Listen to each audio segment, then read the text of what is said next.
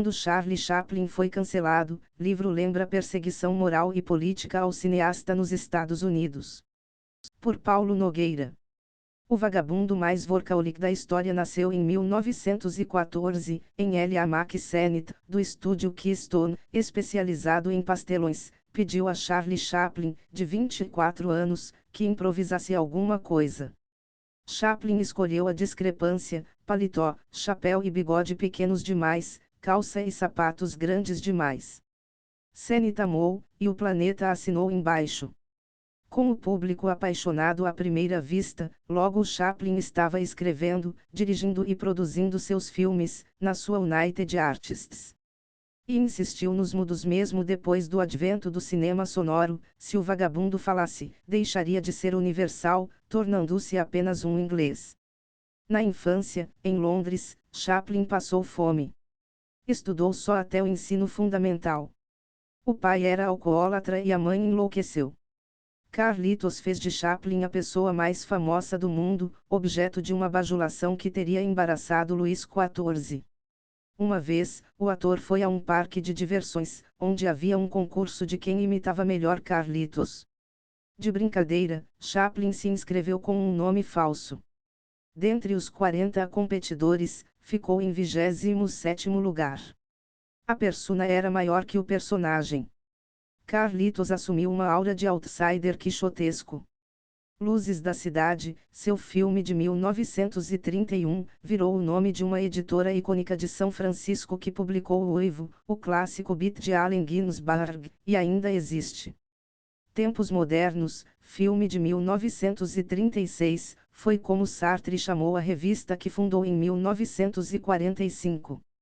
O movimento pelos direitos civis nos Estados Unidos, nos anos 1960, e o sindicato Solidariedade, na Polônia da década de 1980, invocaram a imagem do vagabundo. Um dia, quando Chaplin estava de férias na Europa com a família, a casa caiu.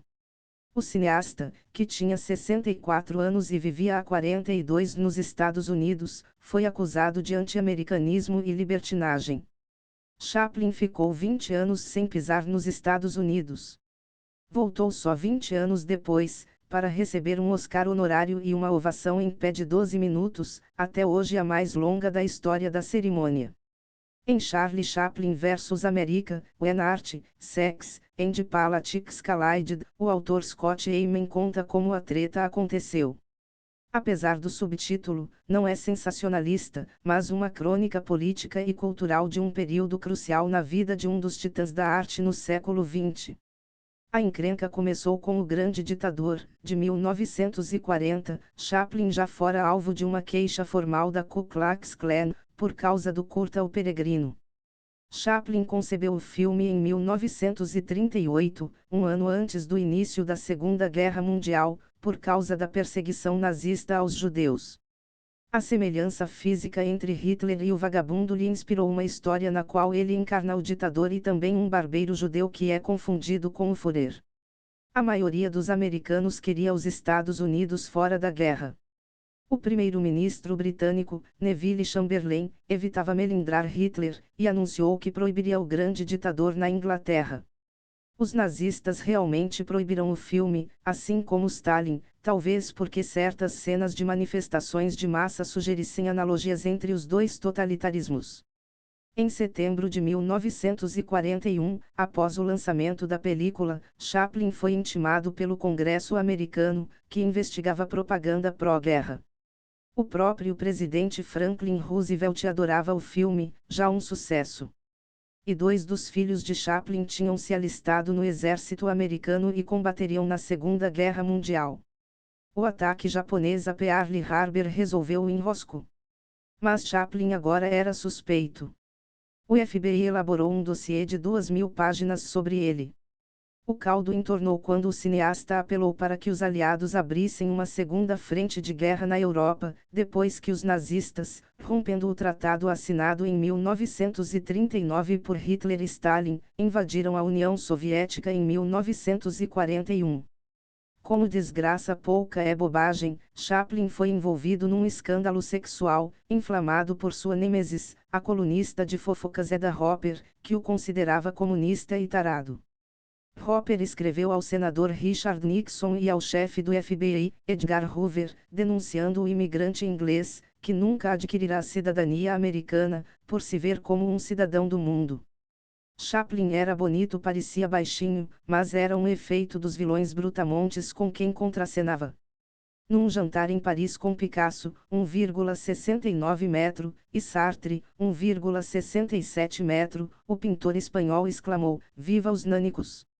Mas Chaplin media 1,75 metro.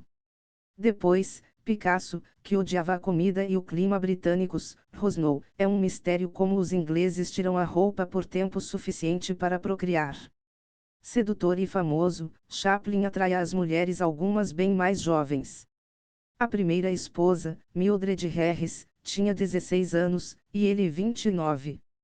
Ela disse que estava grávida e se casaram, para se separarem pouco depois, quando o marido descobriu que a gravidez era só golpe do baú.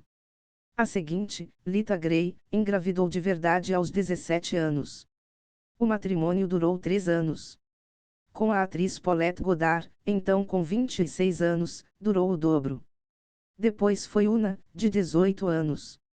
Era filha do Nobel de Literatura, Eugene O'Neill, que ficou pistola porque tinha a mesma idade do noivo, 54 anos, e deserdou Una. Mas ela foi o amor da vida de Chaplin. O casamento durou 34 anos, até a morte do cineasta, e tiveram 8 filhos. Em 1952, com os Chaplin de férias na Europa, surgiu a notícia de que o procurador-geral americano não autorizaria o cineasta a reentrar nos Estados Unidos. Chaplin respondia a 2 processos envolvendo Joan Berry, uma starlet que tinha casos com homens poderosos, como o magnata J. Paul Getty. Quando o comediante terminou o relacionamento, ela invadiu a casa dele de revólver em punho. Chaplin lhe deu dinheiro, e Berry procurou Hedda Hopper, alegando estar grávida. Berry moveu um processo de paternidade. A defesa mostrou um exame de sangue provando que Chaplin não era o pai da criança. O advogado de Berry, segundo o qual o cineasta era um urubu grisalho e lascivo, alegou que os exames de sangue não eram 100% confiáveis. Em 1953, a própria queixosa escreveu uma carta ao advogado de Chaplin, retirando o pedido de paternidade. Mas aí o acusado já não vivia nos Estados Unidos, e perdera o processo por 11-1. Naquela altura, além do FBI, que o tomava por espião soviético, a inteligência do Exército e da Marinha, a Receita Federal, a CIA, o Departamento de Estado e o Serviço Postal dos Estados Unidos vigiavam Chaplin. O veredicto final do relatório foi que Chaplin nunca tinha sido comunista. Porém, justificava a proibição da reentrada dele nos Estados Unidos, considerando-o depravado política e sexualmente. Amargurado, Chaplin decidiu que não queria regressar. Em 1931, ele dissera a Albert Einstein: "As pessoas me adoram porque todas me entendem, e o adoram porque ninguém o entende." Agora parecia que os americanos já não mais o compreendiam, embora o New York Times publicasse um editorial em defesa dele. As posses de Chaplin se encontravam nos Estados Unidos, incluindo os negativos dos seus filmes, e ele receava perder tudo. Una regressou para fechar a casa em L.A., e recolheu discretamente os bens da família depositados em cofres e costurou notas de $1000 nos forros de seus casacos. De volta à Europa, renunciou à cidadania americana.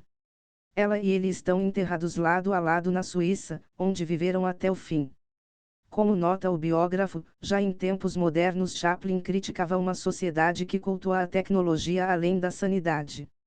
O que hoje provavelmente é mais verdadeiro, numa cultura lobotomizada pelas redes sociais. Chaplin foi cancelado em meados do século XX, por colunas de fofocas e fake news, e o FBI. Outra lição do livro que separa os fatos da ficção é que talvez devamos separar a arte dos artistas, que não precisam ser as nossas pessoas favoritas. A obra pode ser perfeita, Porém o humano é sempre imperfeito, mas como todos merece a presunção da inocência e o direito à defesa, prerrogativas de uma civilização democrática. Charlie Chaplin vs America, When Art, Sex, and Politics Collided, Scott Eyman, Simon e Schuster, em inglês, sem previsão de edição brasileira, US$ 26,15 na Amazon.